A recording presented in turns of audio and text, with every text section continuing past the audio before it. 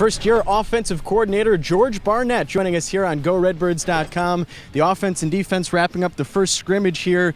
So you're going to get a chance a little bit later to look at the film, but what were your early impressions here today? I think usually this time of year there's ups and downs, especially when you have ones, twos, and threes all going.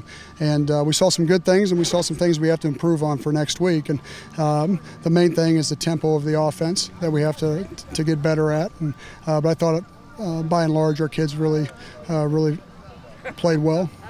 It seemed that maybe a bit of a slow start very early in this scrimmage, and then things picked up, and certainly in the red zone seemed to be a highlight today for the offense. Yeah, Coach Spack puts a very high priority on red zone execution, and that's what our kids have really focused on this past week in the red zone, and the results showed today. Let's start with the offensive line, which of course is your specialty here with the offense. A year ago, there were a lot of questions. People weren't sure what to expect from the offensive line. It ended up being one of the most consistent parts of the offense. Virtually everybody comes back. Of course, Pete Carey has moved on. What have you liked that you've seen thus far from the offensive line? I've liked a lot. I think last year what those kids went through, being the quote weak link at the beginning of the year, and having to fight through that and becoming a strength by the end for our offense was a great learning experience and growing experience.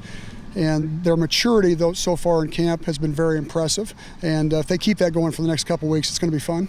Looking at the wide receivers, Cameron Meredith was the guy who was a quarterback last year. He's been transitioning now to wide receiver, had a couple of catches today. How has he adjusted to making the move to a wideout? He's doing a great job. You wouldn't even know that there was an adjustment, to be honest with you. I think, number one, because he's a good person, and his attitude's always great. He always comes every day to work, and it's paying dividends for him. A couple of freshmen, too, making nice plays over the last couple of days. Anthony Warham and John Mark Anderson really standing out, at least to me. Yeah, pleasant surprise.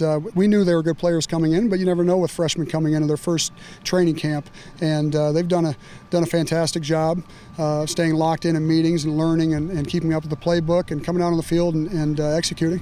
I know the coaching staff is optimistic that Jordan Newkirk will be back in time here, but Matt Myers is getting plenty of playing time in the backfield at that fullback position. How has he looked to you? You're exactly right. Matt from a year ago to now has improved vastly, and that's a tribute to him. His maturity really makes his game better and better every day. He's a very professional in the office, and when he comes out on the field, his effort's very high.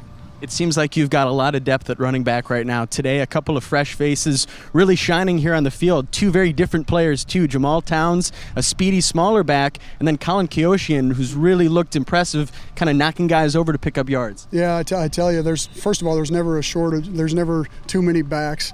But those two kids have really adapted nicely and played very well. And all the running backs have. Coach Connard has done such a great job with that group in the early camp, and they've responded every day, and they've been really fun to watch.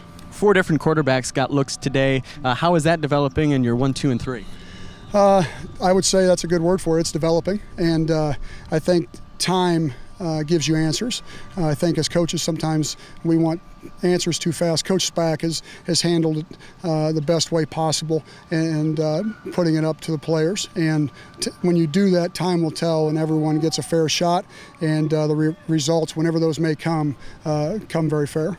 Our fans are talking a lot about who's going to be the starting quarterback, but the truth is that virtually every position on offense, there's battles for maybe who the 1 or 2 is going to be. Is there a time frame, though, that you have that I'd like to identify this is my number 1 guy in preparation for Ball State? I would say in the next week or so we'll probably start venturing that way. That'll be up for discussion here in the next 24 hours. But I think we'll stick to our plan and it'll work out. And to be honest with you, it's whatever decision we make, it's not going to be an easy one, and that's because of how those young men have handled themselves. The competition hasn't gotten to any of them, and that's a real joy to watch. 9 straight days of practice. We've had a couple of 2-a-days here in the mix too.